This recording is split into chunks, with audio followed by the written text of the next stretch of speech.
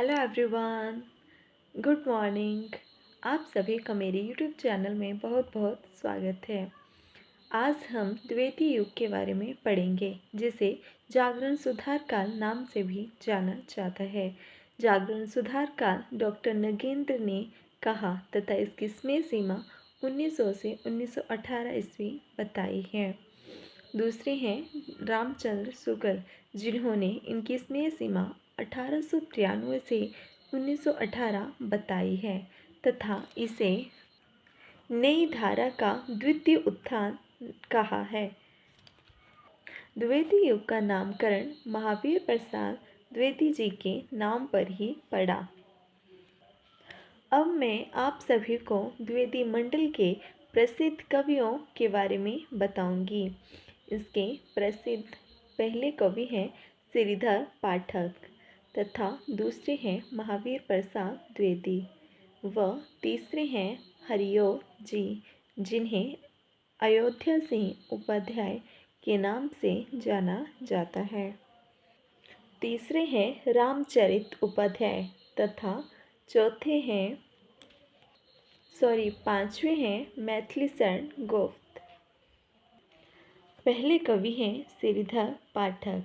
श्रीधर पाठक जी को खड़ी बोली का स्वच्छंदतावादी कवि कहा जाता है तथा इन्होंने ब्रज भाषा में मौलिक काव्य कश्मीर सुषमा की रचना 1904 ईस्वी में की। श्रीधर पाठक की खड़ी बोली की प्रसिद्ध रचनाएं इस प्रकार हैं। पहली है वनाष्टक तथा दूसरी है देहरादून, तीसरी है सांध्या अटन व चौथी है भारत गीत तथा पांचवी है गुणवंत हेमंत, जिसकी रचना इन्होंने 1900 ईस्वी में की थी।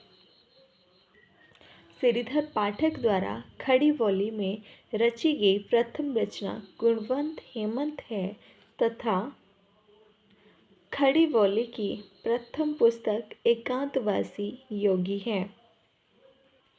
दूसरे कवि हैं महावीर प्रसाद द्विवेदी जी, जिन्होंने गद्य व पद्य दोनों के लिए खड़ी बोली को सामान्य भाषा के रूप में प्राथमिकता देने की वकालत की।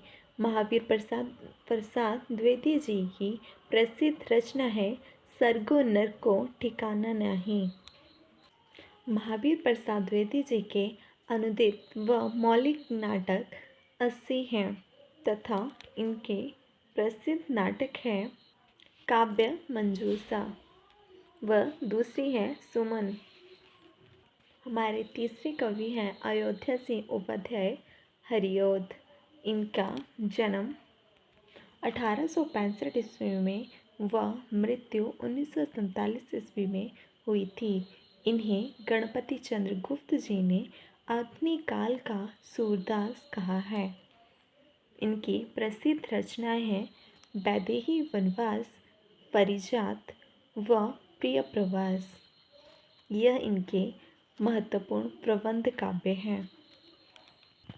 प्रिय प्रवास की रचना इन्होंने 1914 ईस्वी में की तथा इसमें सर्गों की संख्या 15 है। इसमें सर्गों की संख्या 17 है। इसमें कृष्ण के मथुरा से लेकर गोकुल से लेकर मथुरा के प्रस्थान तक का वर्णन किया गया है। हमारी दूसरी रचना है परिजात, जिसकी रचना इन्होंने 1937 ईस्वी में की तथा इसमें सर्गों की संख्या 15 है। इसमें आध्यात्मिक व धार्मिक विषयों का वर्णन किया गया है। हमारी तीसरी रचना है वैदेही वनवास, जिसकी रचना इन्होंने 1941 ईस्वी में की तथा इसमें सर्गों की संख्या 18 है। इसमें राम के द्वारा सीता के निर्वासन की पूर्ण कथा वर्णित है।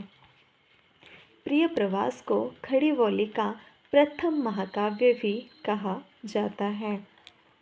प्रिय प्रवास का सर्वप्रथम नाम ब्रजांगना विलाप था।